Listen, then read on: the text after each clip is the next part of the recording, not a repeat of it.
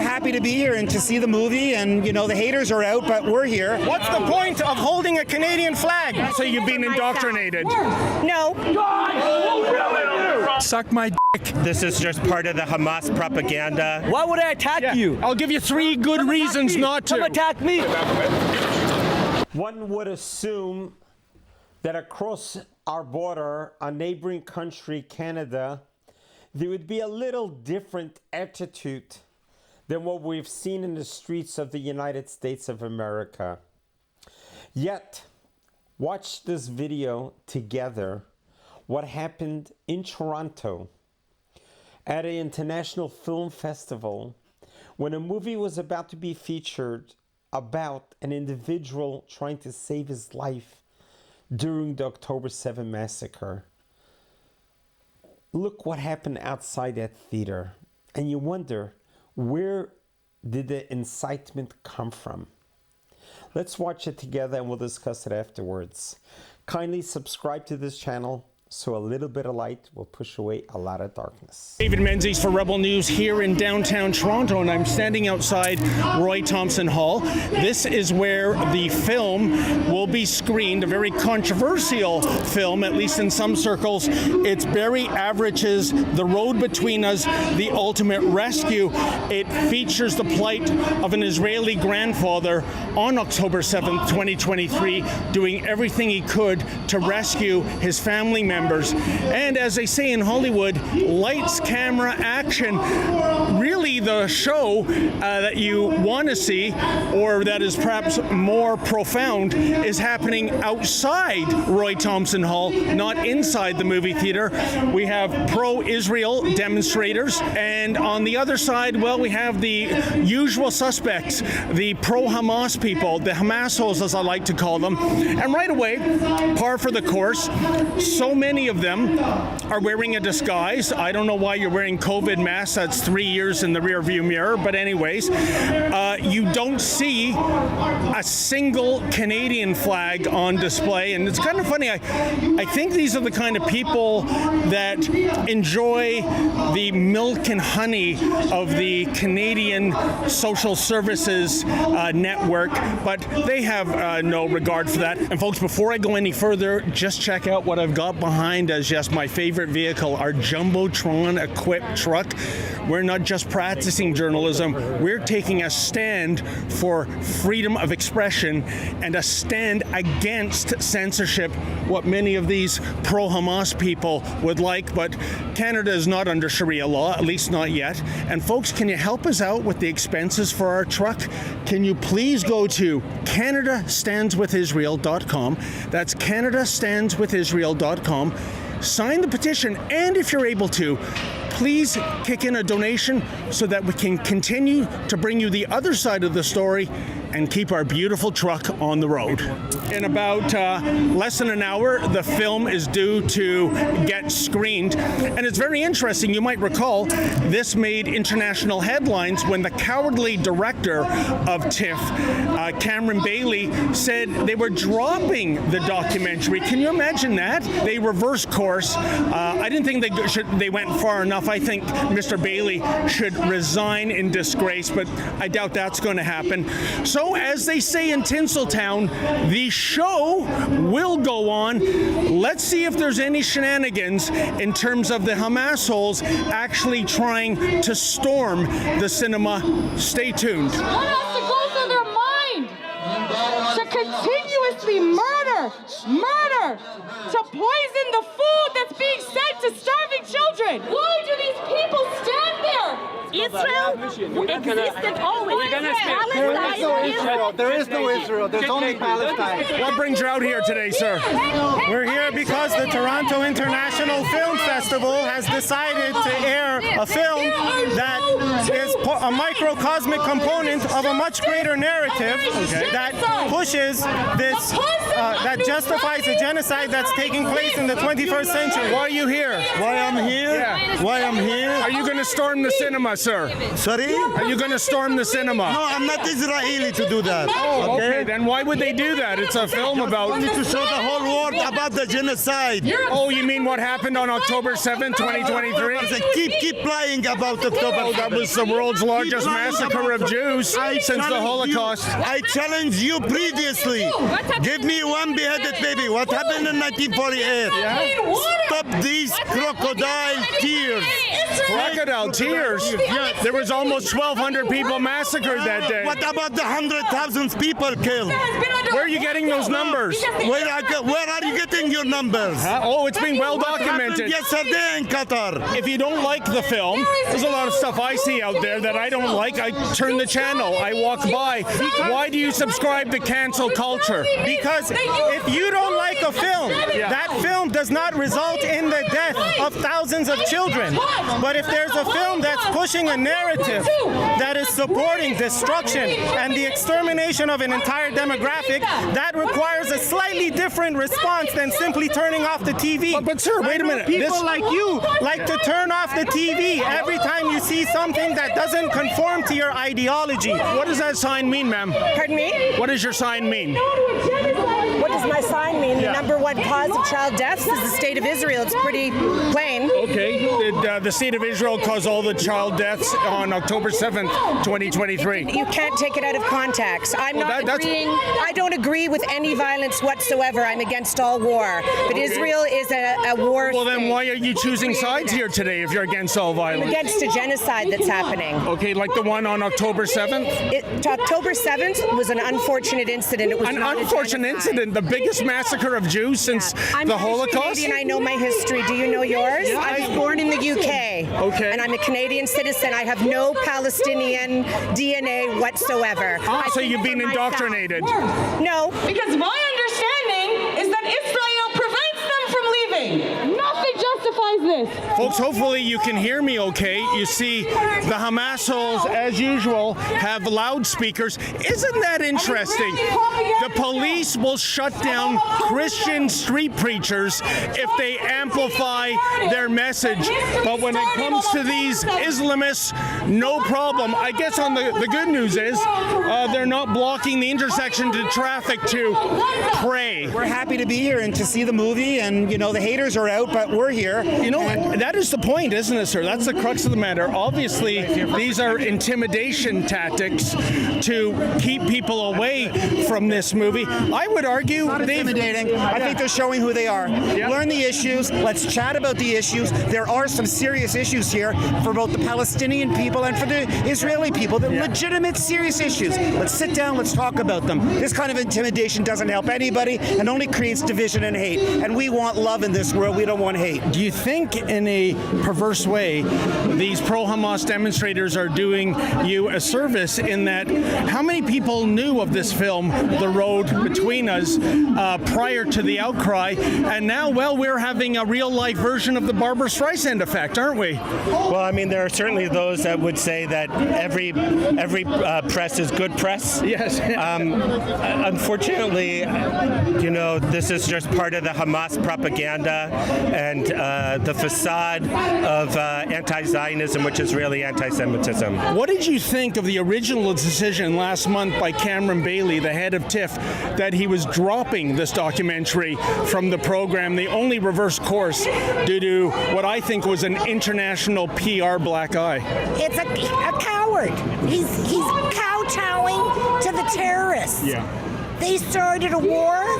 We're retaliating against the war, and we're being punished. It's just crazy to see how it's received, especially after all the backlash that had happened at the beginning of TIFF. You're a lioness, are you? Stop me.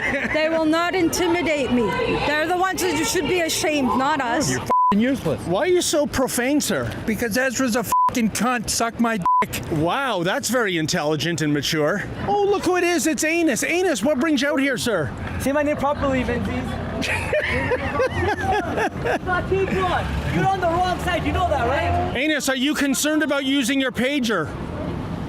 Learn to say my name properly, Renzi. Learn to say my name. I have trouble with these kind of names. Canadian. Okay, I'm not Canadian. I don't think your name is like, I don't know, Scottish. What? What are you laughing about there, fatty? Hey! Fake security?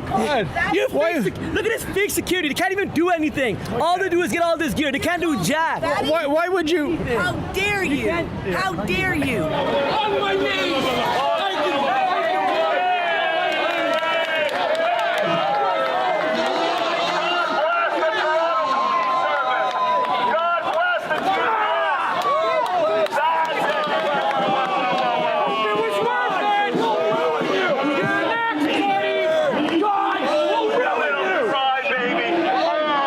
Sir, what did you do? What crime did you commit? I went down on my knees and said I could kill a baby like this. I don't need guns.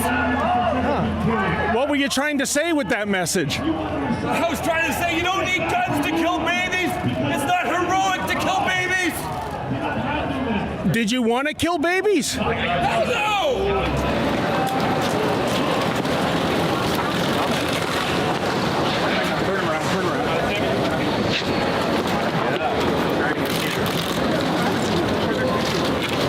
Officers to block the media there so we can move. Guys, we need you to move. We need you to move now. Move. Move. Guys, let's go. Get back a bit. Doesn't matter if you film. You just gotta stay back. Thank you. Where are we going? Ben's there, guys. You guys want to hold over here and then get the man to come here?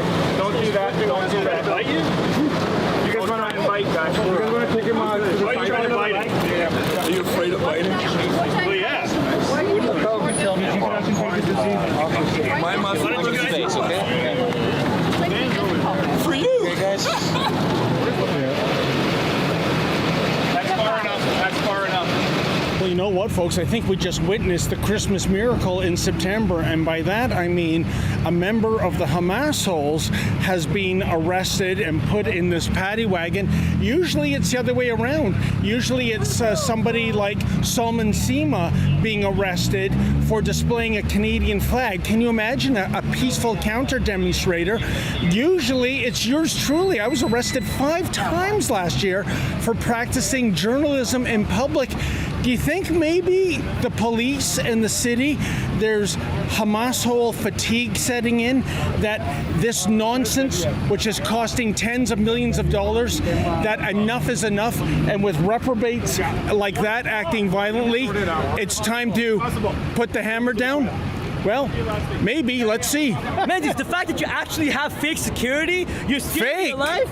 You're scared for your life that much? Look, you're supposed to go by and you're blocking her away. Anus, Anus, why don't you attack me and you'll see how fake they actually are? Why don't you attack me and you'll see how fake they are? Why would I attack you? I'll give you 3 good reasons not to. Come attack me. No, that's not my way. I know being pro-Hamas, you're all about violence. That's not my way, baby. Yes, that is your way. No, it ain't. You are a psychopathic criminal. What makes me psychopathic? You are a sociopath because if you... Oh, now I'm a sociopath. Well, what is it, a sociopath or a psychopath? Sociopath. You are a psychopath.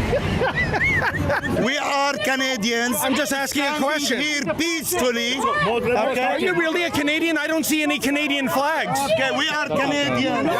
Where are the Canadian flags? Canadians against the genocide. I see these Palestinian flags. What's the point of holding a Canadian flag if you're not going to uphold the long-standing Canadian value of peacekeeping and fighting against genocidal states that are trying to ethnically cleanse an entire demographic? What is the point of holding a piece of cloth if you're willing to spit on the values that flag is supposed to represent? I can hold a flag and I can wear a poppy and I can pretend to be a patriotic Canadian. Do you wear a poppy? Journalists at Rebel News do.